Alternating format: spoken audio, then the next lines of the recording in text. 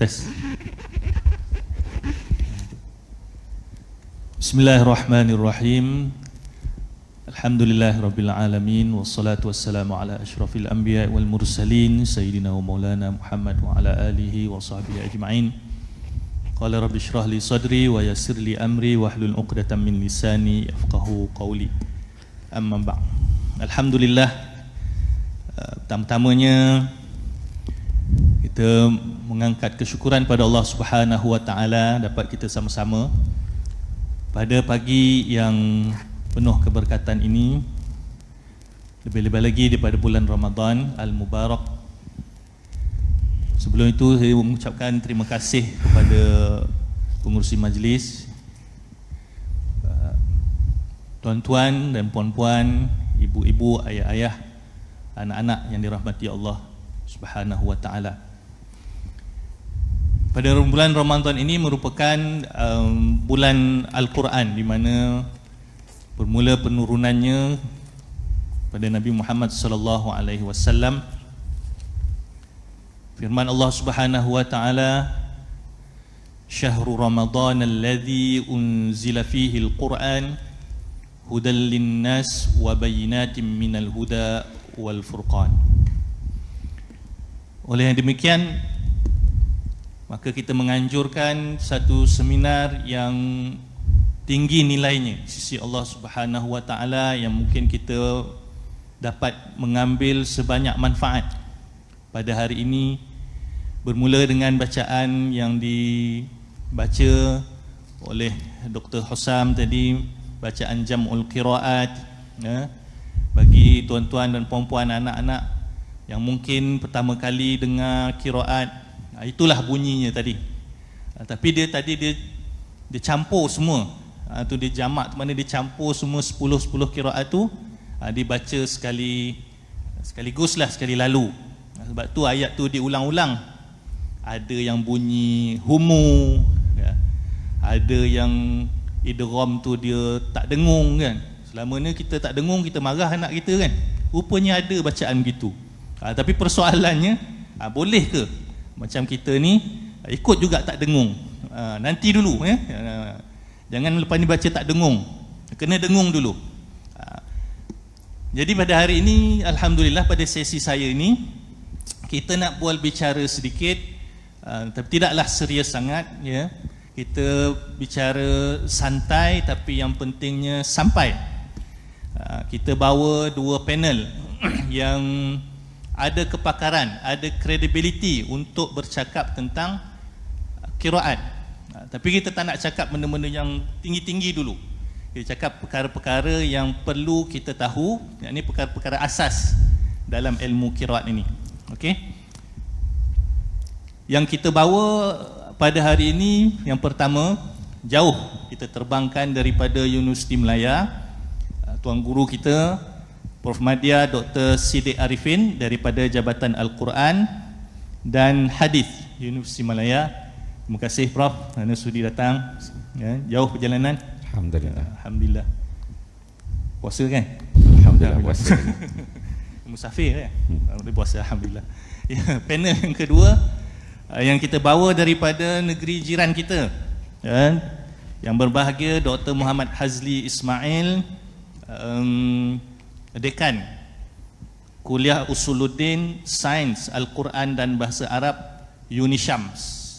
Kedua-dua ni merupakan ahli lajnah pentashih Mushaf Al-Quran di Malaysia. Jadi kita beruntung kita bawa orang yang pakar kenaan dengan mushaf, dengan qiraat, dengan Al-Quran untuk bercakap ke perkara yang berkaitan dengan Al-Qiraat ini. Jadi sesi kita ni soal jawab lah, kita bagi soalan 1-2 begitulah, dan akhir sekali nanti mungkin kita buka 1-2 soalan daripada tuan-tuan dan puan-puan, anak-anak sekalian yang ingin bertanya berkenaan perkara-perkara yang mungkin samar-samar tentang ilmu qiraat ini. Untuk yang pertama ni, kita nak tahu ni Prof dan Doktor berkenaan dengan apa dia qiraat sebenar ni. Apa sebenarnya yang dibacakan oleh yang berbahagia Dr. Hussam tadi tu? Ada yang humu, ada yang tak dengung kan. Lepas tu ada macam-macam bunyi lah. Okay. Jadi untuk soalan pertama ni kita nak tanya siapa ni? Kita tanya Dr. Hazli dah, pasal dia orang pertama senyum ni. Jadi Dr. Hazli, ni tak qiraat ni apa benda ni? Qiraat ni qiraati ke, iqra' ke, ataupun yang kita belajar masa orang zaman 80-an ni apa? Baghdadi tu ke? Silakan Dr. untuk kita beri pencerahan kepada penonton kita. Silakan. Assalamualaikum warahmatullahi wabarakatuh. Bismillahirrahmanirrahim. Alhamdulillahi rabbil alamin, wassalatu wassalamu ala asyrafil anbiya'i wal mursalin wa ala alihi wa sahbihi ajma'in. Subhanaka la ilma lana illa ma 'allamtana innaka antal alimul hakim.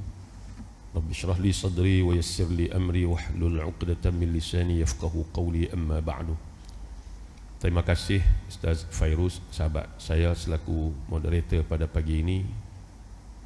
Yang dikasihi sahabat sepanel Profesor Badia Dr. Siddiq, khususnya tuan-tuan dan puan-puan hadirin hadirat, mudah-mudahan dirahmati Allah Subhanahu wa taala. Pertama-tamanya kita panjatkan rasa syukur kita ke hadrat Allah Subhanahu wa taala atas limpah kurnia dan keizinan daripada Allah dapat kita berhimpun pada pagi ini di rumah Allah dalam bulan yang penuh dengan keberkatan ini, Ramadan al-Mubarak, dan juga yang merupakan bulan yang Allah pilih untuk diturunkan kitab suci Al-Quranul Karim, kalam Allah Subhanahu wa taala yang mulia. Sebelum kita melihat kepada apakah yang ditarifkan oleh para ulama berkaitan dengan ilmu ataupun qiraat ini, terlebih dahulu kita melihat kepada ta'rif atau pengertian Al-Quran itu sendiri. Ulama menyebut kepada kita ialah Al-Quran di antaranya ada pelbagai ta'rifan yang diberikan, di antaranya ialah Al-Quran ini kalam Allah. Kalam Allah yang bersifat mu'jiz, yakni yang melemahkan orang lain untuk mendatangkan yang seumpama dengan Al-Quran. Walaupun dicabar oleh Allah Subhanahu wa taala, Allah cabar dalam beberapa ayat dalam Quran, di antaranya sebagaimana yang Allah sebut kepada kita, a'udzubillahi minasyaitonir rajim, qul la in ijtama'atil insu wal jinnu ala an ya'tu bimithli hadzal qur'ani la ya'tuna bimithlihi walau kana ba'dhuhum li ba'dhin zahira. Ayat ini menjelaskan bagaimana sekalipun jin dan manusia berpakat untuk mendatangkan yang seumpama dengan Al-Quran, nescaya mereka tidak akan mampu untuk mendatangkan yang seumpama dengan Al-Quran yang diturunkan oleh Allah Subhanahu wa taala. Al-Quran yang bersifat mu'jiz, yang diturunkan, kalam Allah yang bersifat mu'jiz, yang diturunkan kepada junjungan besar Nabi Muhammad sallallahu alaihi wasallam melalui perantaraan Jibril alaihi salam, dan sampai kepada kita secara mutawatir, yakni tidak mungkin ada kesepakatan untuk melakukan pembohongan, penipuan, penambahan pada Al-Quran. Sebab Al-Quran ini satu-satunya kitab yang diberi jaminan oleh Allah Subhanahu wa taala terpelihara daripada ditokok tambah dan sebagainya, sebagaimana dalam firman Allah Subhanahu wa taala, inna nahnu nazzalna dzikra wa inna lahu lahafizun. Yang ayat ini menjelaskan bahawa Allah beri jaminan bahawa kesucian Al-Quran ini dipelihara oleh Allah Subhanahu wa taala, dan salah satu daripada cara bagaimana Allah memelihara Al-Quran ini dengan dimudahkan Al-Quran ini untuk dihafaz di dalam dada-dada orang Islam, sekalipun bukan daripada kalangan bangsa Arab, sekalipun orang yang hafal Quran ini tak boleh cakap Arab, tapi dia boleh hafal Quran. Anak-anak kita yang belajar di peringkat rendah, pasti qiraati, tadika dan sebagainya, mampu menghafaz ayat-ayat surah-surah lazim, ayat-ayat lazim dan sebagainya. Di antara benda yang Allah beri kelebihan kepada Al-Quranul Karim. Lalu kata ulama, Al-Quran ini adalah merupakan kalam Allah yang diturunkan kepada Nabi Muhammad sallallahu alaihi wasallam melalui perantaraan Jibril alaihi salam, bersifat mu'jiz, al-muta'abbad bi tilawatih, yang dikira sebagai ibadah dengan membacanya. Yang pertama, Quran dibaca di dalam salat. Al-Fatihah sebagai salah satu daripada rukun dalam sembahyang. Selepas daripada Fatihah disunatkan kita membaca petikan-petikan surah daripada Al-Quranul Karim. Al-muta'abbad bitilawatihi juga kata ulama menjelaskan kepada kita bagaimana Al-Quran ini satu kitab yang bila kita baca, yang Nabi SAW sebut pahalanya secara khusus. Man qara'a harfan min kitabillah falahu hasanah. Siapa yang membaca satu huruf daripada kitab Allah Al-Quran, maka baginya satu kebajikan. Fal hasanatu bi'ashri amsalihha. Satu kebajikan Allah gandakan 10. Dan Nabi kata, aku tidak mengatakan alif lam mim itu satu huruf, tetapi alif satu huruf, lam satu huruf, mim satu huruf. Bermakna alif lam mim bila kita baca 3 huruf 3 kebajikan, 30 ganda pahala Allah beri kepada kita. Secara khususnya Allah beri kepada mereka yang membaca Al-Quranul Karim. Dan pahala ini yang seumpama ini tidak diberikan pada amal-amal lain khusus untuk Quran al-muta'abbad bitilawatih. Kemudian kata ulama juga, ta'rif Al-Quran ini al-maktub fil masahif, yang tertulis di dalam mushaf, bermula daripada suratul Fatihah sehinggalah suratul Nas, dan bermula daripada suratul Fatihah dan ditutup dengan suratul Nas. Itu di antara ta'rif Al-Quran yang diberikan oleh para ulama kepada kita, supaya kita tahu apa itu Al-Quran yang kita duk baca selama ni. Kadang-kadang orang tanya kita, Quran itu apa? Quran itu apa? Kita tak boleh jawab. Kita tunjuk tu dalam rak tu Quran lah tu Quran. Itulah ta'rif Al-Quran, kalam Allah. Baik. Adapun dari sudut qiraat, di antara hikmah ataupun kelebihan Al-Quran ini, Allah Subhanahu wa taala turunkan dalam pelbagai bentuk bacaan, di antaranya sebagai memberi keringanan kepada umat Nabi sallallahu alaihi wasallam. Sebagaimana dalam hadis Nabi sallallahu alaihi wasallam apabila dibacakan oleh Jibril alaihi salam kepada baginda, Nabi sallallahu alaihi wasallam sebut kepada Jibril, sesungguhnya umat aku ni umat yang terdiri daripada pelbagai bangsa, bahasa dan keadaan. Nabi minta kepada Jibril alaihi salam supaya diberikan keringanan dalam pembacaan Al-Quran ini. Maka sehinggalah sampai kepada sebagaimana disebut dalam hadis, inna hadzal qur'ana unzila ala sab'ati ahruf. Sesungguhnya Al-Quran ini diturunkan atas 7 ahruf. Dan 7 ahruf itu ulama hurai dalam pandangan yang begitu banyak, huraian yang begitu panjang.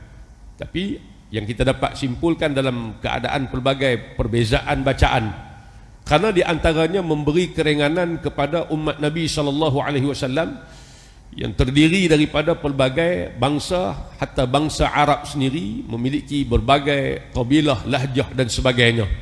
Kan, sebagaimana yang kita dengar dalam pembukaan majlis sebentar tadi, dibaca dalam pelbagai bentuk riwayat menjelaskan kepada kita.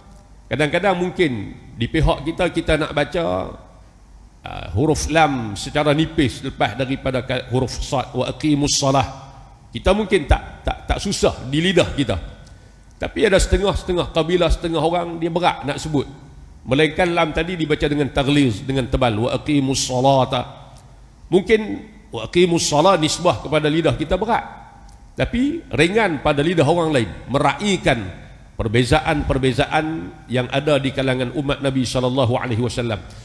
Maka ulama memberi takrifan kepada kita bahawa qiraah atau ilmu qiraat ini, yang mana asalnya daripada kalimah qara'a yaqra'u qira'atan fahuwa qari'in wa hum qurra' wa qari'un, yang memberi makna baca, dan ia merupakan satu ilmu yang membincangkan berkaitan tentang bagaimana imam-imam qiraat menunaikan bacaan atau sebutan lafaz-lafaz Al-Quran yang dinisbahkan kepada mereka.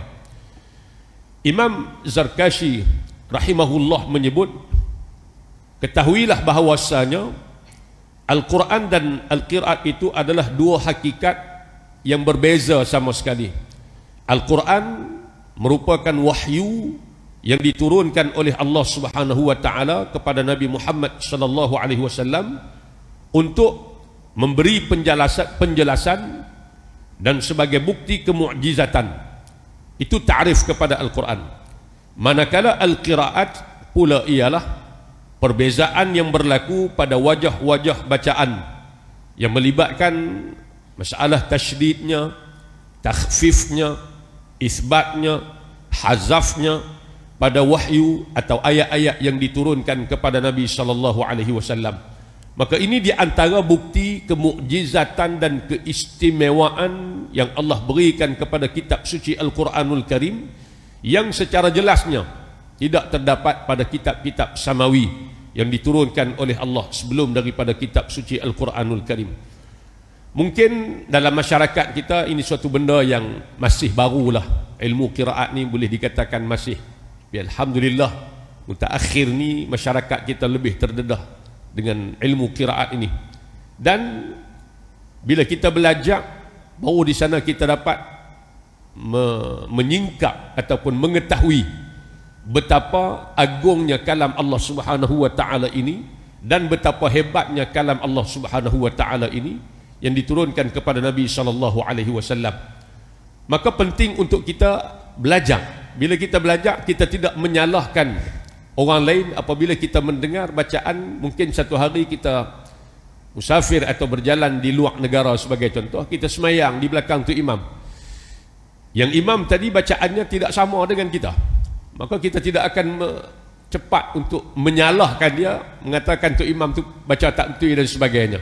Sebab kita tahu apa yang dibaca oleh imam tadi adalah salah satu daripada wajah-wajah qiraah yang mutawatirah yang datang daripada Nabi sallallahu alaihi wasallam yang kita boleh baca. Cuma masyarakat kita di Malaysia ni sejak daripada dulu sampai kelalah, sampai bila pun maknanya kita menumpukan hanya satu bacaan, iaitu riwayat Hafs daripada Imam Asim. Itu pun kita mengaji satu tarik sahaja Syatibi, maknanya mat jaiznya 4 atau 5 harakat. Dan bila kita dengar orang baca mat jaiz 2 pun kita dah berasa pelik dah, sebab kita tak didedahkan dengan ilmu qiraat bahawasanya di sana ada wajah-wajah bacaan yang lain yang dibolehkan jika kita belajar. Jadi dengan program yang seumpama ini secara tidak langsung mendedahkan kepada kita semua berkaitan dengan betapa luasnya ilmu yang terkandung dalam kalam Allah Subhanahu wa taala. Itu sedikit sebagai mukaddimah dan jawapan terhadap soalan yang pertama. Wallahu a'lam. Alhamdulillah, terima kasih kepada yang berbahagia Dr. Hazli ya. Dia punya panjang lebar tu punya orang kata apa boleh cover macam 5 soalan dah ni. Itu mula-mula Dr. Hazli ni saya tanya, boleh datang doktor? Seganlah dia kata, anda tak apa pandai. Tapi tengok dia punya jawapan ni, ya Allah, saya rasa macam mengecut di tengah-tengah ni. Okey, apa yang boleh kita simpulkan daripada takrifan yang diberikan daripada Dr. Hazli tadi? Kita ambil fokus pada qiraat, ialah qiraat ini adalah perbezaan yang berlaku pada kalimah-kalimah tertentu pada ayat Quran dari sudut lafaz. Perbezaan yang berlaku pada kalimah-kalimah tertentu dalam ayat Quran dari sudut lafaz. Sebagai contoh tadi Dr. Hazli bagi macam baca perkataan as-solah. Dalam bacaan kita ni lam tu lam di atas la lah, tapi ada bacaan lain di mana as-solah tu dibaca dengan as-solah ya, wa aqimus solah macam tu. Okey, tapi itu qiraat lah. Nanti Tuan Bilal nanti tak boleh buat macam tu nanti ya dekat masjid. Qad qamatis solah, qad qamatis solah, belum boleh lagi. Jangan praktik dulu. Hari ni asas baru ya. Itu yang pertama. Okey. Untuk yang kedua ni kita nak ajukan soalan kepada yang berbahagia Prof ya. Sedia dah Prof? Prof ni daripada Akademi Pengajian Islam. Orang panggil api. Panas ni Prof. Soalan saya pun panas ni. Ya, halang-halang dah Prof panas ni. Baik. Tadi Dr. Hazli menyebut ada mengikut sejarahnya Al-Quran diturunkan untuk meringankan. Lepas tu ada cerita daripada Sayyidina Jibril mengajarkan Nabi SAW berkenaan Quran. Kemudian Sayyidina Jibril minta sedikit kelonggaran terhadap sebutan-sebutan mungkin. Mungkin di sana ada hadis-hadis yang tertentu yang menceritakan tentang qiraat ini wujud pada zaman Nabi SAW ataupun diajar oleh Nabi SAW kepada para sahabat. Silakan Prof. Assalamualaikum warahmatullahi taala wabarakatuh. Alhamdulillahirabbil alamin wassalatu wassalamu ala asyrafil anbiya'i wal mursalin wa ala alihi wa sahbihi ajma'in. Subhanaka la ilma lana illa ma 'allamtana innaka antal alimul hakim. Wala haula wala quwata illa billahil aliyil azim. Rabbi shrah li sadri wa yassir amri wahlul 'uqdatam min lisani yafqahu qawli. Amma ba'd. Yang dikasihi saudara moderator Ustaz Fairuz, rakan panel Dr. Hazli, tuan-tuan guru, para asatizah, para doktor, profesor, muslimin, muslimat, hadirin hadirat yang dikasihi Allah sekalian. Alhamdulillah, syukur kita pada Allah Subhanahu Wa Taala. Pada pagi hari ini Allah memberikan keizinan kepada kita sama-sama untuk hadir ke seminar Al-Quran, sejarah perkembangan ilmu qiraat.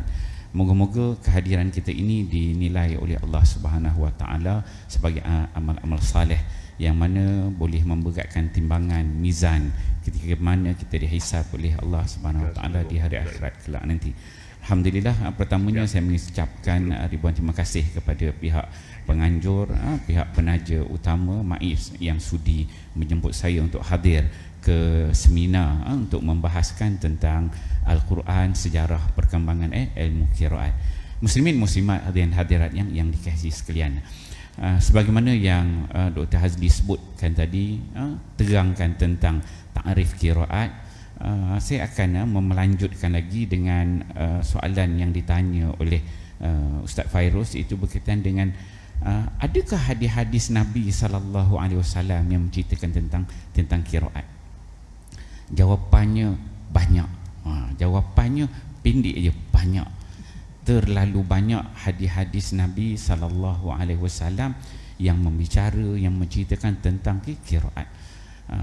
Kalau kita melihat dari sudut sejarah, apabila turunnya Al-Quran kepada Nabi sallallahu alaihi wasallam, ketika mana Nabi berada di Gua Hira, Quran tu turun, qiraat tu turunlah sekali. Sebab ulama tu, sebagaimana Dr. Hadi sebutkan, ada yang setuju kata Quran adalah qiraat, qiraat adalah Quran, ada kata separuh Quran, sebahagian daripada Quran. Turunnya Quran, qiraat itu turunlah, dibentuk bacaan yang dibaca, itu Al-Quran. Ada banyak hadis Nabi sallallahu alaihi wasallam menyebutkan tentang kisah-kisah, dan biasa kisah-kisah yang disebut apabila yang berkait dengan qiraat ini, antaranya ialah kisah Sayyidina Umar Al-Khattab.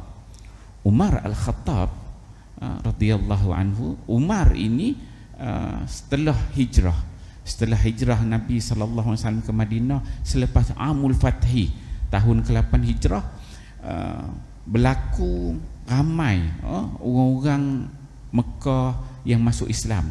Di antaranya salah seorang nama dia Hisham bin Hakim, ada kata Hisham bin Hakam. Jadi Hisham ni pada satu hari dia ni menjadi imam solat. Imam solat. Solat jahar, solat malam. Dia semayang, dia baca kuat. Dia ni baru dia masuk Islam selepas Amul Fathi. Dia ni orang Quraisy, sama Umar Al-Khattab juga orang Quraisy.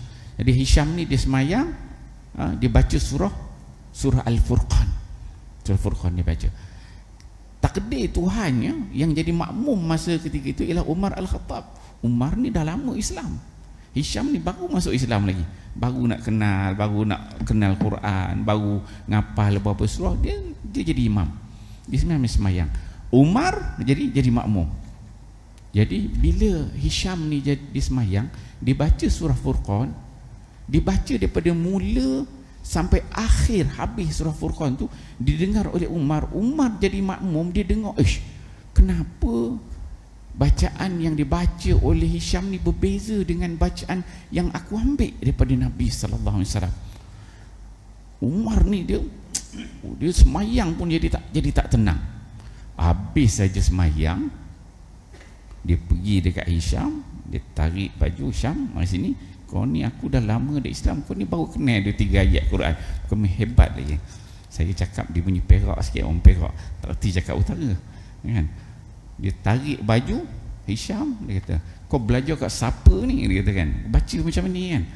Dia pun dia kata lah, kau ambil bacaan ni semua daripada Nabi sallallahu alaihi wasallam kan. Kemudian Umar dia tak puas hati, bawa Hisham ni pergi jumpa Nabi sallallahu alaihi wasallam. Dia jumpa dengan Nabi. Jumpa dengan Nabi, Umar pun ceritalah apa yang berlaku semua. Nabi kata relax Umar. Okey, dia kata okey, Hisham kau baca. Hisham baca sampai habis. Nabi dia kata Nabi kata betul, sadaqta, betul bacaan kau. Umar dia jadi biar betul ni, takkan betul ni, beza dengan apa kau. Kemudian Nabi kata okey, Umar lah, turn kau lah baca. Umar baca sampai habis. Nabi kata bacaan kamu pun betul. Biar betul, dulu betul. Nampak tu, itu wajah bacaan itu, wajah bacaan yang Nabi SAW ajar kepada sahabat Umar. Ini wajah dia. Ajar pada Hisham, begini wajah dia. Memang berbeza. Dan Nabi Umar jadi tak tenang, jadi risau. Apa sebenarnya ni? Dia dah rasa, Umar kata, aku rasa macam jahiliah dah ni. Seperti kitab-kitab Samawi yang dulu, seperti kitab Taurat, kitab Injil, dia dah bercampur-campur, berubah-ubah. Aku dah rasa Quran macam tu. Dan Nabi SAW tepuk Umar tu, bagi ketenangan, doakan kepada Umar. Dan Nabi sebut unzilal Quran ala sab'ati ahruf. Quran itu turun dengan 7 huruf. Kata Nabi SAW, faqra'u ma tayassara minhu. Kamu baca apa yang mudah bagi kamu. Dia pun tenang. Baru Umar dia pun tenang. Dan Nabi sebut Quran tu memang turun dengan ada kepelbagaian wajah bacaan. Baca ma tayassara minhu, apa yang mudah bagi kamu. Ini hadis ni biasa jadi hujah. Hadis Umar Al-Khattab ada dalam kitab-kitab hadis. Pernah juga satu ketika seorang sahabat Nabi sallallahu alaihi wasallam, Ubay bin Ka'ab. Ubay ni dia ulama besar, alim, qurra. Madinah ni kau nak belajar Quran, antara jumpa Ubay. Ubay ni pernah satu ketika dia masuk Masjid Nabawi, masuk masjid Nabi, solat sunat. Dia menjadi kebiasaan para sahabat ni masuk Masjid Nabawi, solat sunat. Kemudian bacaan yang dibaca dan solat itu didengar oleh sahabat-sahabat yang lain. Malam tu dia solat malam lah, qiyam, dia datang dia solat. Ubay dia baca suratul Nahl, surah Nahli juzuk 14. Tu 14 dia pun dia baca. Bila dia baca habis, dia baca, dia salam, datang seorang sahabat yang kedua pula. Sahabat kedua datang, duduk sebelah tu, baca surah Nahl pula, surah Nahli juga. Jadi Ubay ni dia dengar sahabat ni baca, kenapa dia ni baca lain dengan apa yang aku baca? Ni sudah beza kan, ni benda baru ni, dia dengar. Kemudian sahabat tu habis je semayang, dia panggil, mari sini. Dia kata, aku ni tok guru besar dekat Madinah ni. Dia kata, macam mana kau boleh baca lain daripada apa yang aku baca? Aku belajar dengan Nabi. Kemudian dia datang, sahabat datang, Ubay pun dengarlah, tanya bacaan gini. Dia kata, aku ambil bacaan ni daripada Nabi, begini. Orang Perak kata bersoreh lah. Orang Perak kata bersoreh kan, orang kata begini bacaan gini. Tengah-tengah bersembang Ubay dengan sahabat tu, datang sahabat seorang lagi, yang ketiga datang semayang, baca surah apa? Baca surah Nahl juga, Nahli. Surah Nahl ni juzuk 14, mungkin 14 Ramadan dengan baca juzuk 14 semua kan. Solat malam semua dengar malam tu. Semua betul surah Nahl. Yang ketiga, sahabat ketiga, baca surah Nahli juga. Bila baca tu, tengah bersembang dua-dua tengok, ini lagi rare bacaan dia. Ini memang power bacaan dia, berbeza dengan bacaan kita yang berdua. Sahabat yang ketiga tadi, Ubay pun garu kepala. Yang itu saya tambah, garu kepala, dia tak ada hadis. Itu saya tambah. Dia tunggu sahabat ketiga habis semayang, panggil duduk. Ubay kata, kau ni ambil bacaan dengan siapa pula? Aku ambil dengan Nabi juga, dia kata. Lain pula, 3 orang. Ubay, sahabat pertama, sahabat kedua, duduk semua lain-lain. Kemudian apa berlaku? Ubay kata, tak boleh jadi ni. Dia kata, bawa pergi jumpa Nabi SAW. Dan bawa jumpa Nabi, tanya dengan Nabi. Nabi pun tanya seorang-seorang. Ubay, kamu baca macam mana? Gini. Nabi kata, betul. Sahabat ni baca, kamu baca macam mana? Betul. Yang ni baca, betul.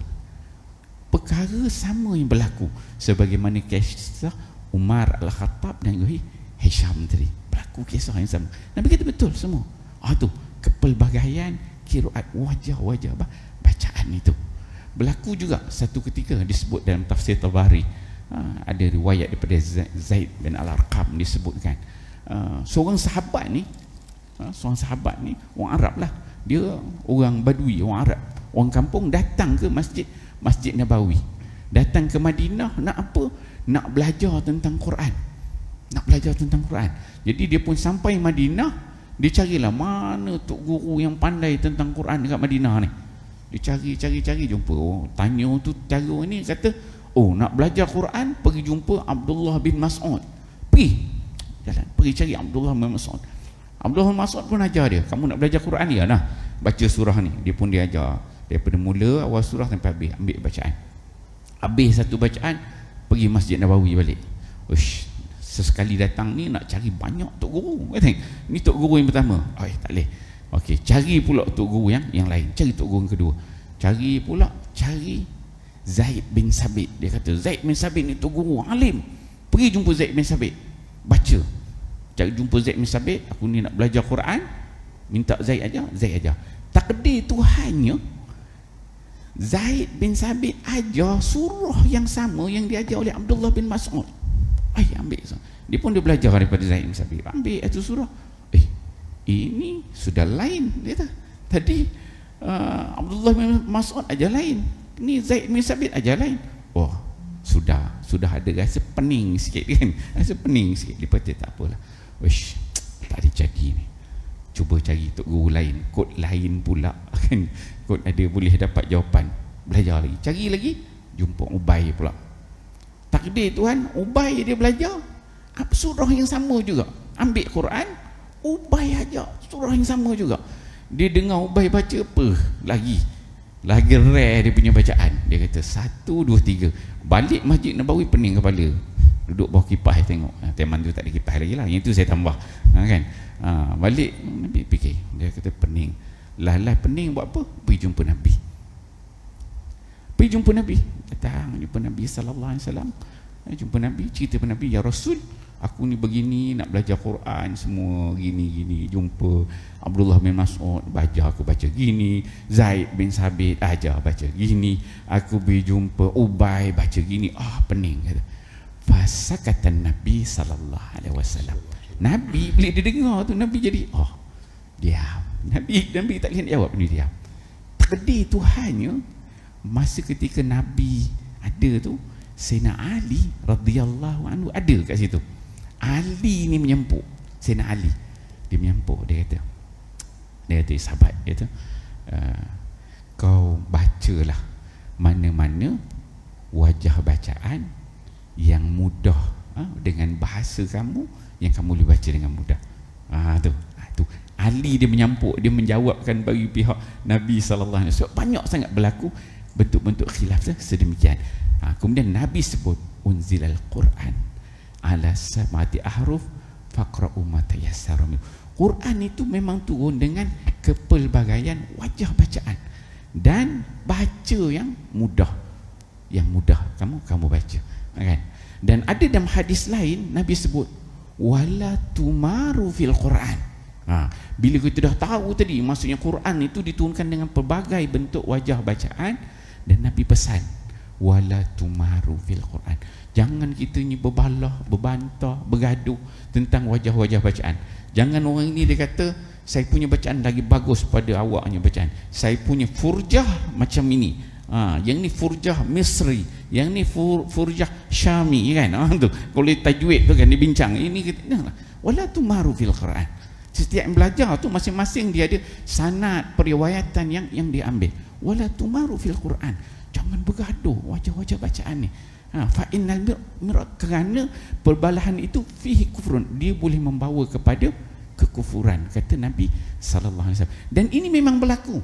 Kalau kita melihat sejarah apa yang berlaku pada zaman Sayyidina Uthman bin Affan yang menyebabkan Quran itu dikumpulkan dengan satu bentuk tulisan Quraisy yang dinisbahkan kepada Rasmul Utsmani, adalah sebabnya perbalahan di kalangan orang Islam tentang bentuk wajah-wajah bacaan Al-Quran itu. Qiraat itu bergaduh sampai kepada peringkat kafir mengkafir. Itu berlaku dalam sejarah. Dan banyak lagi hadis-hadis lain menceritakan tentang qiraat, wajah-wajah. Dan Nabi sendiri ada hadis sebut Nabi minta kepada Jibril supaya Jibril minta pada Allah diturunkan satu qiraat, satu huruf, dua huruf, tiga huruf sampai 7 huruf. Ada hadis Nabi yang Jibril suruh Nabi minta pada Allah. Banyak hadis yang menceritakan tentang bahawa qiraat ini adalah ada dalam hadis Nabi SAW, dan dia adalah mutawatir sifatnya. Begitu. Terima kasih. Terima kasih ya berbahagia Prof. Itu dia jawapan. Lebih kurang ada 3 atau 4 hadis. 3 lah yang utamanya berkenaan dengan hadis yang menyebut tentang wujudnya al-qiraat ini, iaitu yang diajar oleh Rasulullah SAW kepada para sahabat tadi. Saya juga cuba recap sikit untuk secara cepat. Kisah yang pertama berkenaan dengan kisah Sayyidina Umar yang menjadi makmum kepada Sayyidina Hisham bin Al-Hakam. Dan kisah kedua berkenaan dengan kisah Sayyidina Ubay bin Ka'ab, yang membaca surah An-Nahlu, kemudian mendengar sahabat yang lain baca surah yang sama tetapi berbeza dia punya bunyi dia. Yang ketiga berkenaan dengan seorang sahabat juga, yang pergi ke Madinah untuk belajar Al-Quran, kemudian mengambil Al-Quran, bacaan Quran daripada Sayyidina Ibnu Mas'ud, Sayyidina Zaid bin Thabit dan Sayyidina Ubay, tetapi ketiga-tiga tu berlainan bacaannya. Jadi mereka itu pergi, bila dah ada perbezaan, pergilah berjumpa dengan Nabi SAW, dan Nabi sebut Quran itu turun dengan 7 huruf, maknanya ada 7 jenis, ada kiraat-kiraat yang tertentu. Yang 7 huruf tu nanti dulu tuan-tuan. Tu ada perbincangan lain, dia panjang sikit. Kita ambil yang mudah-mudah dulu. Okey, terima kasih Prof pada pencerahan yang tersebut. Untuk soalan yang seterusnya, sebelum kita pergi soalan yang seterusnya, saya nak sentuh sedikit berkenaan pengajian qiraat ni. Kita di Kolej Universiti Islam Perlis, KUIPS, ada menawarkan program diploma Al-Quran dan qiraat, juga program sarjana muda Al-Quran.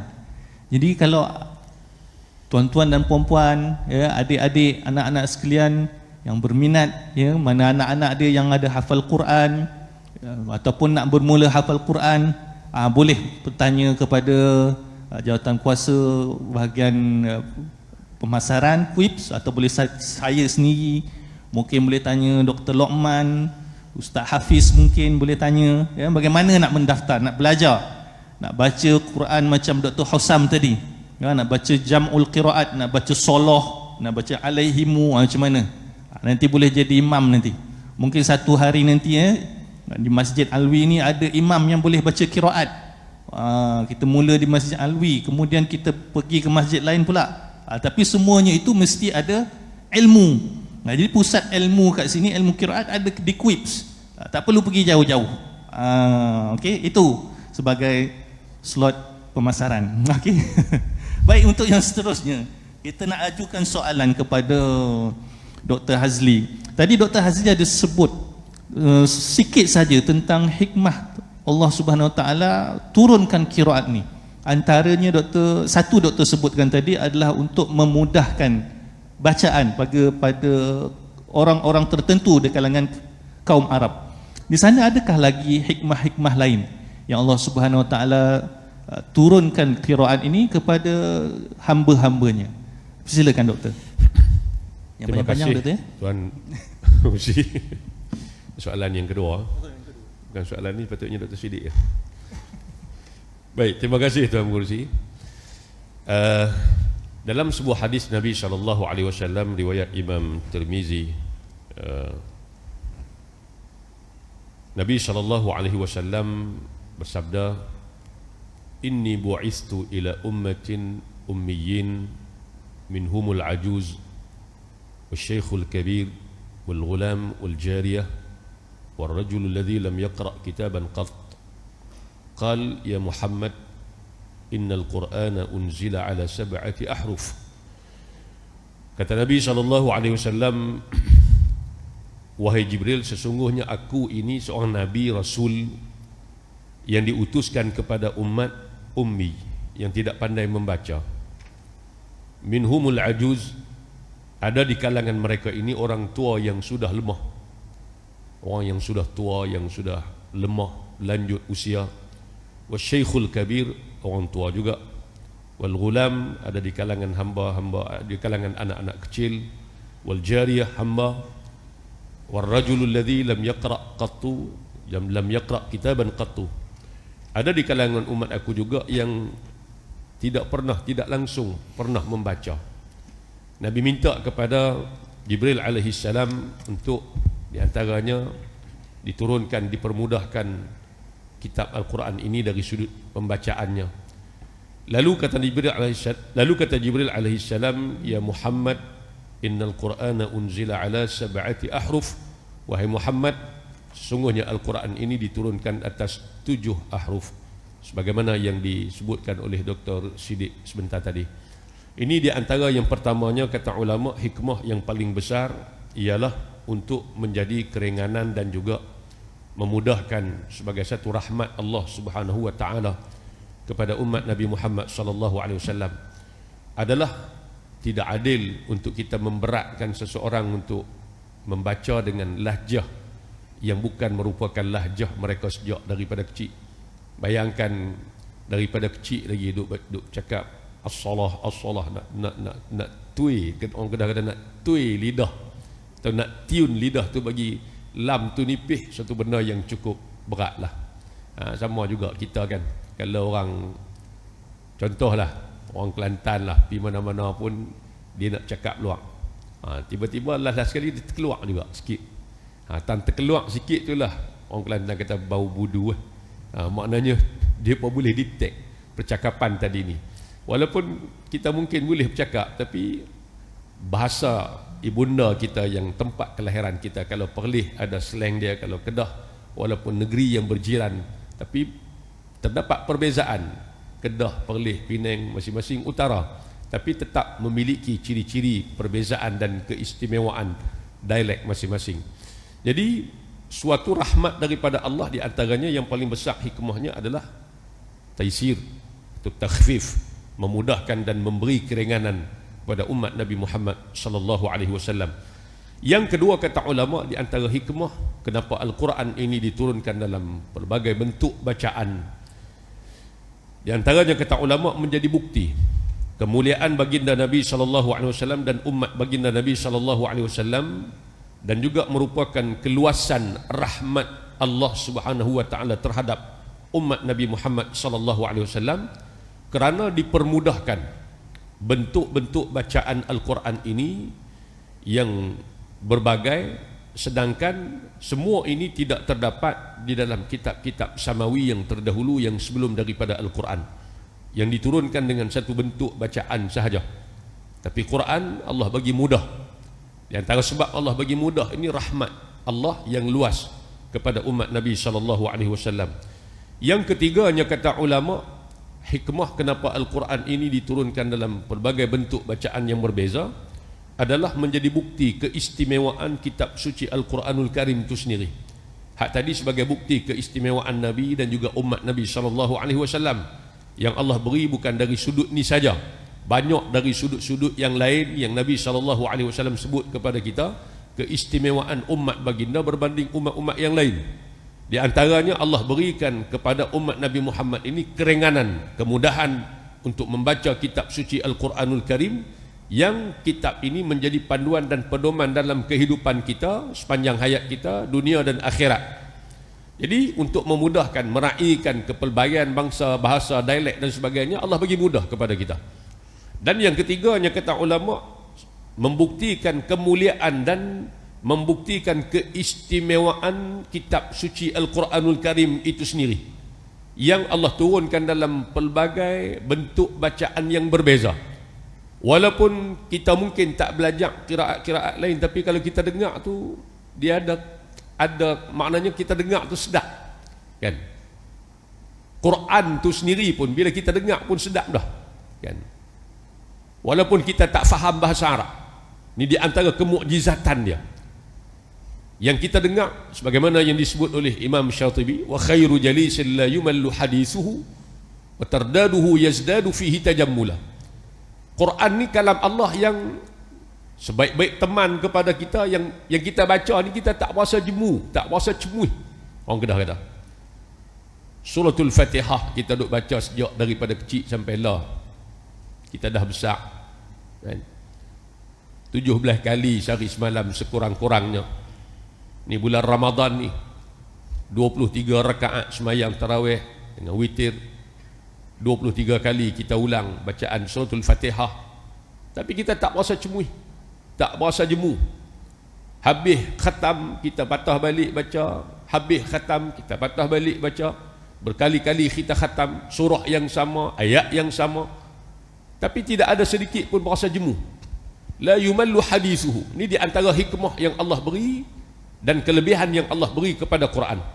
Dan kalaupun kita tak faham pun, kita baca, kita dengar susunan kalimah ayat Al-Quran itu sendiri, kita sedap dengar. Apatah lagi orang yang faham bahasa Arab. La uqsimu biyaumil qiyamah ولا أقسم بالنفس اللوامة أيحسب الإنسان أن لن نجمع عظامه. Susunan ayat, pengakhiran dia sedap kita dengar. Sebab inilah di antaranya bila Sayyidina Umar Ibn Al-Khattab mendengar bacaan Al-Quran adik dia dengan adik ipar dia, menyebabkan dia kata ini bukan kalam biasa. Bila dia baca sendiri awal petikan surah Taha, Ma anzalna alaikal Qur'ana litashqa illa tazkiratan liman yakhsha. Beberapa ayat petikan awal daripada surah Taha. Sayyidina Umar kata, demi Allah ini bukan kalam rekaan manusia. Dan ini sudah tentunya daripada Tuhan yang Maha Agung. Di antara sebab Allah buka pintu hidayah kepada Sayyidina Umar Ibn Al-Khattab sehingga dia memeluk Islam. Hadirin yang dikasihi sekalian, maka kata ulama, di antara keistimewaan yang Allah beri kepada Al-Quran ini dan kemukjizatan Al-Quran ini ialah Quran ini turun dalam kepelbagaian bentuk bacaan.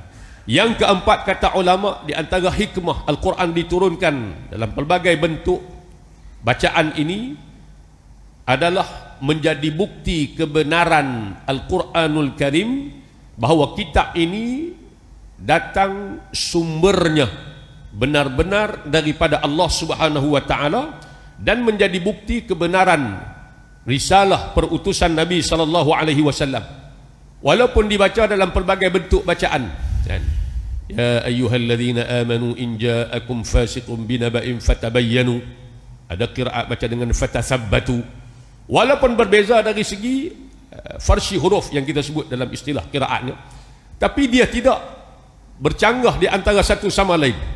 Bahkan satu ayat yang lain atau satu kalimah yang lain, satu bentuk bacaan yang lain menguatkan dan menyokong lagi satu kalimah yang berbeza bacaan daripadanya.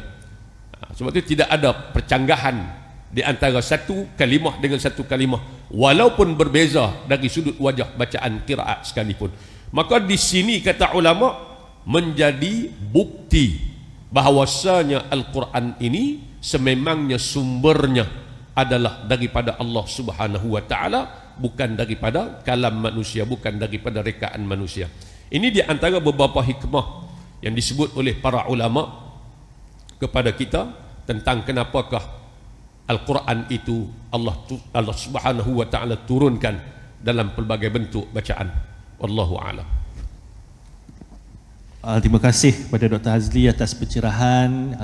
Kita dah dapat 4 orang kata apa, hikmah utama, ya, kenapa Allah Subhanahu wa taala turunkan Al-Quran itu bersama-sama qiraatnya, bersama baca-bacaannya yang kita dengar tadilah. Ya, kalau boleh kita tengok, kita ringkaskan. Yang pertama, taisir, memudahkan bacaan, memudahkan sebutan bagi sebahagian orang, sebahagian umat, ya. Kemudian satu bukti kemuliaan Nabi SAW beserta umatnya, kerana kitab-kitab terdahulu bacaannya hanya satu wajah saja, berbanding qiraat Al-Quran dia ada pelbagai bacaan. Kemudian yang ketiga, satu bentuk mukjizat juga, ya, yang mencabar orang-orang musyrik Quraisy, ya, terhadap Al-Quran. Kemudian yang keempat, yang terakhir, membuktikan kebenaran risalah nubuah sallallahu alaihi wasallam. Itu yang 4 perkara utama. Kalau boleh saya tambah sikit, kalau dari sudut ilmunya, qiraat ni dia ada kesan pada ilmu-ilmu tertentu dalam Islam. Yang itu kita kena tunggu pada slot yang akan datang ni. Ada pembentangan daripada pakar-pakar kita, daripada College Universiti Islam Perlis, tentang bagaimana qiraat ini dia ada hubungannya dengan ilmu-ilmu Islam yang lain. Okey, seterusnya kita nak ajukan pada Prof berkenaan dengan bacaan qiraat ni, Prof. Oleh kerana audien kita ni mungkin ada salah seorang mereka dia kata, malam ni kena baca qiraat ni. Mungkin dia ada rakam tadi kan Dr. Hosam tu, balik kan dia hafal, maghrib kan dia nak baca. Macam mana tu, Prof? Bolehkah kita baca qiraat dalam solat selain daripada riwayat Hafs ni, ataupun nak campur-campur? Boleh ke? Silakan, Prof. Ya, terima kasih kepada Ustaz Fairuz. Boleh tak kita nak baca dalam solat, dalam solat bacaan selain daripada riwayat Hafs an Asim yang biasa kita baca? Boleh tak dalam solat?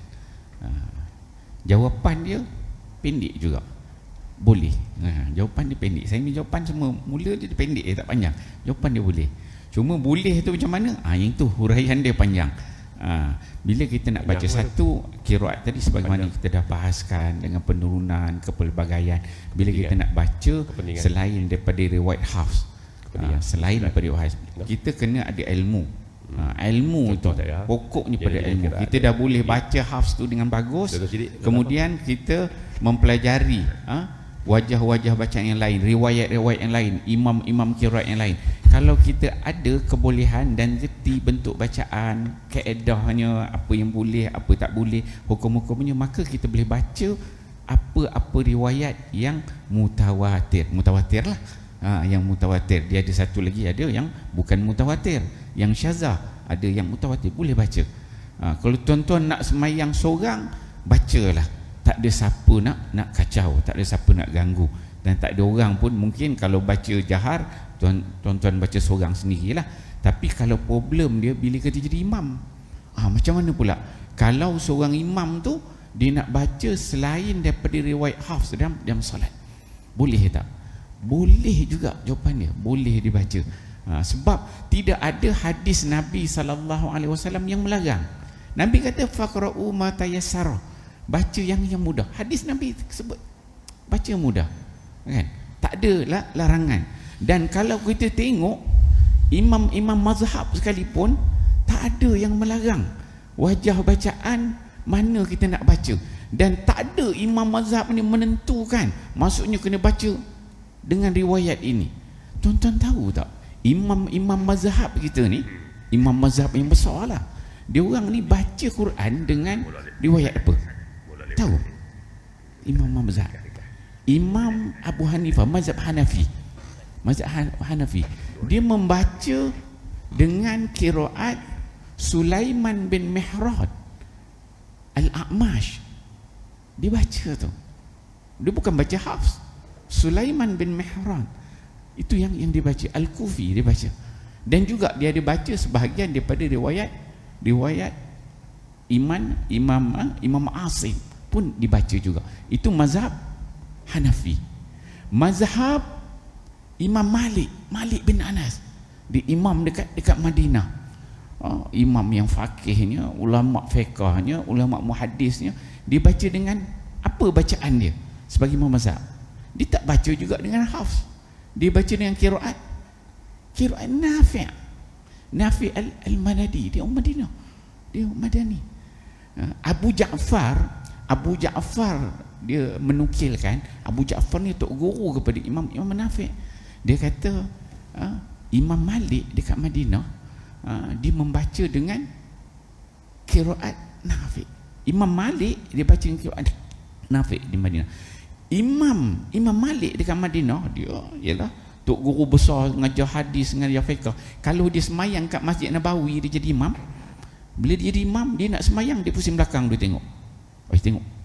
Kalau ada Nafi', dia kata, aku tak boleh jadi imam. Panggil Nafi'. Dia hormat kepada ahlul Quran. Orang yang muhaddis, orang hadis, orang fiqh, dia hormat orang hadis. Dia kata, kalau ada Nafi', aku tak nak jadi imam. Biar Nafi' yang jadi imam. Dan Imam Malik, ketika dia mengajar bab membaca surah Al-Fatihah dalam solat. Ni hadis la salata liman lam yaqra'. Tak ada solat yang tidak dibaca dengan bifatil kitab, dengan surah Al-Fatihah. Imam Malik bila dia hurai tentang hadis tu, anak murid dia tanya, wahai Imam Malik, ni kita nak baca Fatihah ni, bismillah ni nak baca kuat ke nak baca pelan? Jadi masalah. Tanya, ni nak baca jahar ke nak baca sir? Bismillah tu dalam solat jahar, dia tanya. Imam Malik kata, soalan ni bukan aku jawab, kau pergi jumpa Nafi'. Hormat orang alim kepada orang Quran, bagi. So panggil Nafi'. Dia tanya, pergi tanya Nafi', biar Nafi' yang jawab. Sebab kepakaran Nafi' ni, dia belajar daripada, dia talaki pada 70 orang tabi'in. 70 orang, bukan 7 orang. Tuan-tuan, kita ni sekali khatam pun dah 1000 rahmat dah, kan? Dapat sekali khatam 1000 rahmat. Ni 70 orang tabi'in, bukan besya punya orang, kan? Dia memang belajar. Itu Imam Malik Madinah. Kita tengok pula mazhab Syafi'i yang berpegang kepada mazhab Syafi'i. Imam Syafi'i ni dia baca hafz ke? Imam Syafi'i, tuan-tuan, yang mazhab kebanyakan di Nusantara, di Malaysia ni berpegang kepada mazhab Syafi'i. Imam Syafi'i ni dia baca hafz ke? Tak, dia tak baca dengan hafz. Dia baca dengan qiraat Ibnu Katsir. Kalau Fatihah tu dia baca Maliki Yaumiddin, Siratal ladzina an'amta 'alaihim ghairil maghdubi 'alaihim. Itu bacaan Imam Syafi'i. Sebab apa dia baca dengan qiraat Ibnu Katsir? Sebab dia kecil-kecil dulu, dia ni Imam Syafi'i ni dia membesar dekat Mekah. Dia orang Mekah dulu, kecil duk mengaji dulu, belajar Iqra', belajar alif bata dulu dekat Mekah. Memang dia baca dengan qiraat Ibnu Katsir. Dan Imam Syafi'i, sebab itu Imam Syafi'i orang Mekah dia baca surah Fatihah bismillah dengan jahar. Orang Mekah baca. Orang Mekah dengan orang Kufah dua. Mekah Maki dengan Kufi dia baca dengan jahar. So, bismillahirrahmanirrahim. Sebab itu, dan kita yang berpegang kepada mazhab Syafi'i, dia akan baca bismillah tu dengan jahar. Sebab apa? Imam Syafi'i dia berpegang gitu. Dan dia pula jenis wajah bacaannya, qiraatnya qiraat Ibnu Katsir. Ibnu Katsir bentuk bacaan orang Mekah dia baca dengan jahar. Bismillah itu. Serupa juga. Contohnya, tuan-tuan ada buat majlis khatam Quran. Dalam Imam Syafi'i dia komen, dia ada menceritakan tentang majlis khatam Quran. Itu berdasarkan kepada qiraat Ibnu Katsir. Tapi kalau baca riwayat Hafs An Asim, itu tengok pula Tariq Syatibi ada ke tak ada, Tariq Jazari ada ke tak ada, itu cerita lain pula. Itu Imam Syafi'i. So dia baca dengan qiraat Ibnu Katsir. Kita tengok Imam Ahmad bin Hanbal, mazhab Hanbali, dia baca dengan qiraat apa, tuan-tuan? Dia baca dengan qiraat Abu Amr Al-Basri. Bacaan orang Basrah ni. Dia baca Ar-Rahmanir Rahim Maliki Yaumiddin dengan idgham kabir namanya. Bukan juga macam riwayat Hafs. Dia ada juga baca dengan Asim, dan dia ada juga baca dengan bacaan Ahlul Madinah. Dan Imam Ahmad dia ada ikhtiar dia sendiri, bacaan yang dipilih. So berbeza, mazhab ni semua beza semua. Dan ulama fiqh tak tentukan kena baca riwayat ini, wajib ini, yang ni tak boleh baca, tak. Maksudnya boleh dibaca kepelbagaian tu boleh, cuma perlu ada ilmu. Dan kalau kita ni jadi imam, kita kena adab. Jangan para ulama bila membahaskan tentang nak baca kepada orang yang awam, kalau kita jadi imam, maka jangan menimbulkan fitnah. Lepas tu jangan mengelirukan jemaah. Kalau sekarang ni kita tengok, kalau orang baca qiraat, sebelum dia akan baca wajah-wajah selain pada hafz, dia akan bagi tahu dulu jemaah, saya akan baca dengan riwayat begini. Maka kalau jemaah tu biasa dengar, ni lain akan bacaan dia, maka para jemaah dapat tahu ni beza. Tak adalah dia terkejut. So adab-adab itu tidak menimbulkan fitnah, tidak menimbulkan kekeliruan pada masyarakat, itu perlu diambil berat. Begitu. Itu dia pencerahan daripada yang berbahagia Prof, ya. Memang jawapan dia pendek mula-mula, tapi syarahan dia panjang pula. Tadi Prof ada sebut ke dalam tu nama-nama imam untuk makluman tuan-tuan dan puan-puan, adik-adik semua, anak-anak. Itu merupakan imam-imam yang dalam qiraat kita lah, yang menjadi orang kata apa, ikutan kita. Kalau kita, imam kita ni imam kita panggil Hafs an Asim. Ada qiraat lain mungkin Ibnu Katsir, ada Abu Amru, semua tu nanti kita boleh belajarlah nanti dekat mana-mana ataupun cari orang-orang yang ada ilmu mengenai al-qiraat. Dalam sedar tak sedar kita pun dah sebenarnya dah habis masa dah. Kita nak tanya soalan-soalan yang lain pun tak sempat dah ni. Ya. Patutnya forum ni biasanya kami 3 ni 5 jam biasanya. Qiraat tak ada. Dia sejam ni insya-Allah. Untuk asas-asas tu saya kira dah okey dah untuk pencerahan awal kepada tuan-tuan dan puan-puan, ya, anak-anak sekalian berkenaan dengan ilmu qiraat. Cuma yang terakhir ini mungkin kita nak mengambil sedikit titip pesanan daripada kedua-dua panel kita yang ada autoriti dalam bidang Al-Quran dan qiraat ni. Kita nak pesan kepada mungkin anak-anak, kepada ibu-ibu ayah, kepada tuan-tuan dan perempuan berkenaan mungkin dengan ilmu qiraat ataupun dengan Al-Quran secara umumnya. Jadi kita mula dengan Dr. Hazli dulu. Silakan Doktor. Terima kasih Ustaz Fairuz. Alhamdulillah, syukur kita di Malaysia ni dari sudut mengambil berat pendidikan Quran pada anak-anak ni, kita melihat mutaakhir ni lah ataupun sekarang ni sangat-sangat diambil berat oleh ibu bapa. Kalau zaman kita mengaji dulu tu sidik, mungkin bidang tahfiz ni satu bidang yang agak orang takut nak masuk kan. Saya ingat waktu saya di Kelantan tahun 97, mula nak masuk ma'at tahfiz, nak ambil 30 orang, yang temuduga pun 16 ya. Kuota untuk ambil tu 30, tapi yang main temuduga tu 16. Temuduga lah sekali adalah tak sampai 10 orang dapat kan. Tu pun celah-celah tu ada yang ngaji 3 bulan keluar bidang lain dan sebagainya lah. Alhamdulillah mutaakhir ni kita tengok dengan munculnya ma'at tahfiz, lebih-lebih lagi di bawah Kementerian Pendidikan kan, Temua dan sebagainya. Bila kita tengok tempat duduk tu nak ambil 100, tapi permohonan tu sampai 7-800. Macam ma'at tahfiz di bawah kerajaan negeri kadang-kadang nak ambil 50, temuduga sampai permohonan sampai 500. Jadi kita nampak kesedaran ibu bapa terhadap ilmu Al-Quran ini sangat besar. Alhamdulillah, syukur. Dan ini menjadi tanggungjawab ibu bapa untuk berikan Al-Quran pada anak-anak sejak daripada kecil lagi.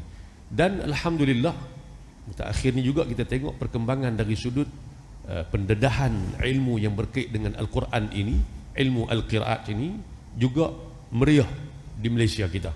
Sebab tu kalau kita nak mengaji betul-betul ilmu Quran ni sampai bila pun tak habis.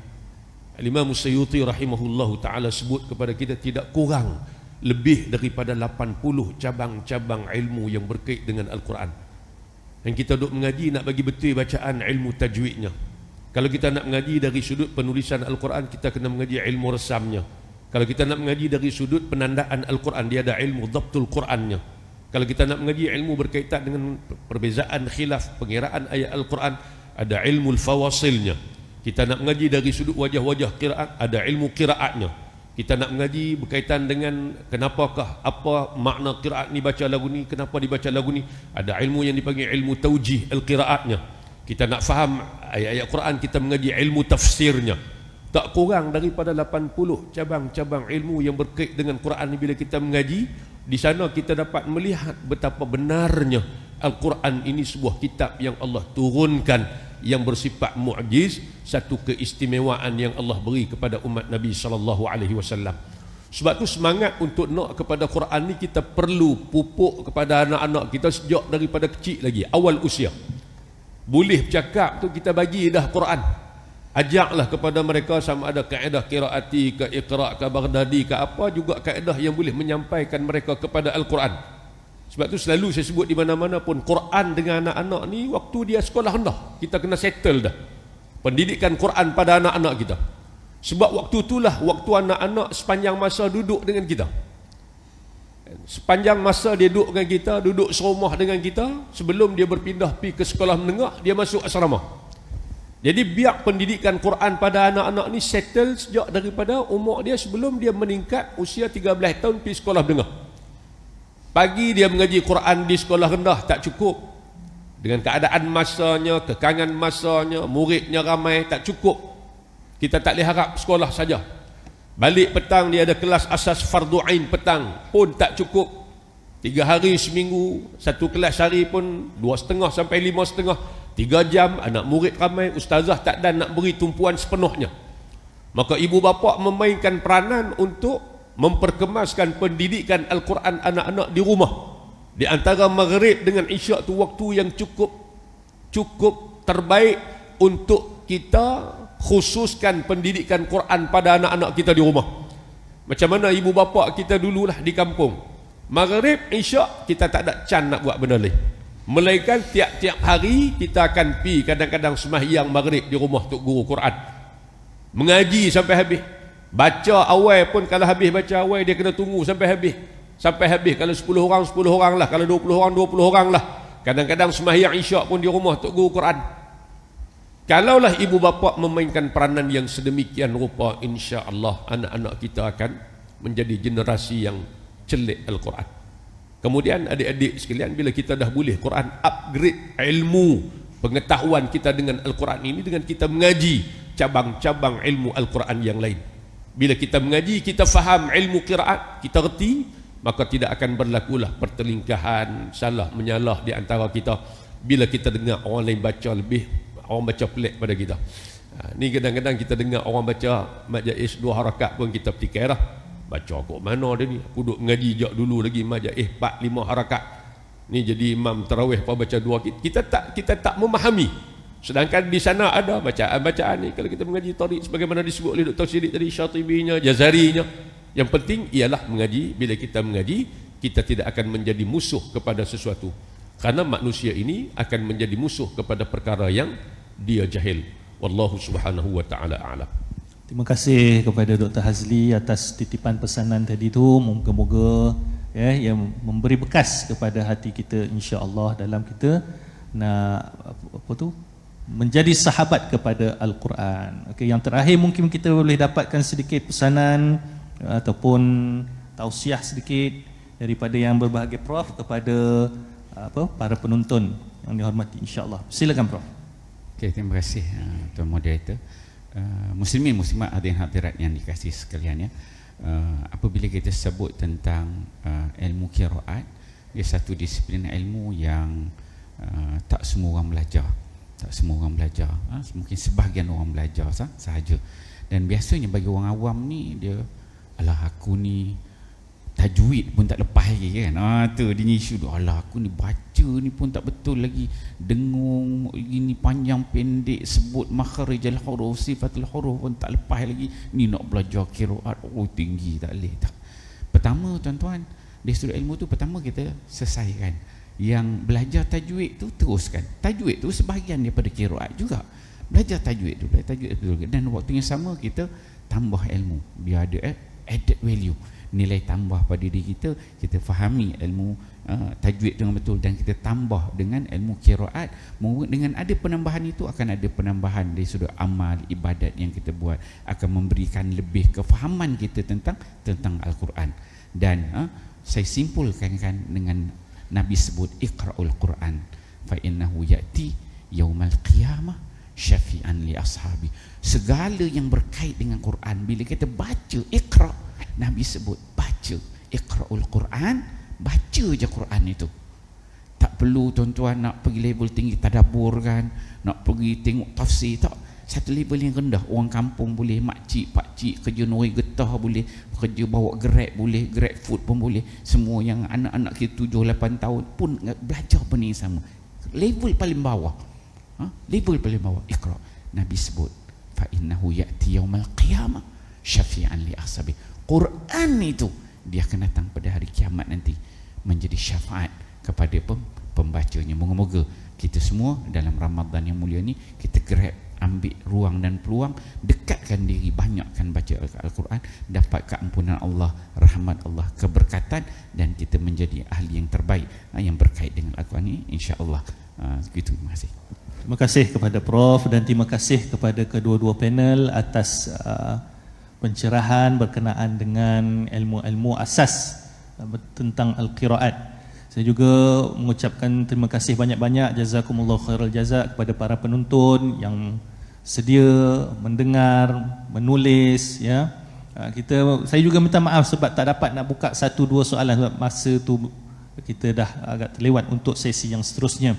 Jadi saya memohon maaf sekali lagi selama mana saya mengendalikan majlis ini jika ada tersilap bahasa, terkasar bahasa, maaf kepada Prof, juga kepada Doktor, juga kepada tuan-tuan dan puan-puan yang dirahmati Allah Subhanahu Wa Taala. Jadi mungkin setakat ini dulu kita punya pertemuan dan saya serahkan majlis ini kepada yang berbahagia Dr. Amin Khalilullah Amin untuk sesi yang seterusnya. Terima kasih. Wassalamualaikum warahmatullahi wabarakatuh. Assalamualaikum warahmatullahi wabarakatuh. Terima kasih diucapkan kepada ketiga-tiga ahli panel, moderator dan ahli panel atas penyampaian forum perdana kepada kita sebentar tadi. Sidang hadirin yang dirahmati oleh Allah Subhanahu Wa Taala, majlis akan diteruskan dengan bacaan ayat-ayat suci Al-Quran mengikut riwayat khalaf daripada Imam Hamzah Tariq Syatibiyah, bermula daripada ayat 9 hingga ayat ke-17 surah Al-Isra oleh saudara Usama Al-Hafidh, mahasiswa semester 2 program ijazah sarjana muda hadis dengan kepujian di Fakulti Al-Quran dan Sunnah Kolej Universiti Islam Perlis KUIPS. Untuk itu majlis dengan segala hormatnya menjemput dan mempersilakan, falyatafaddal mashkura.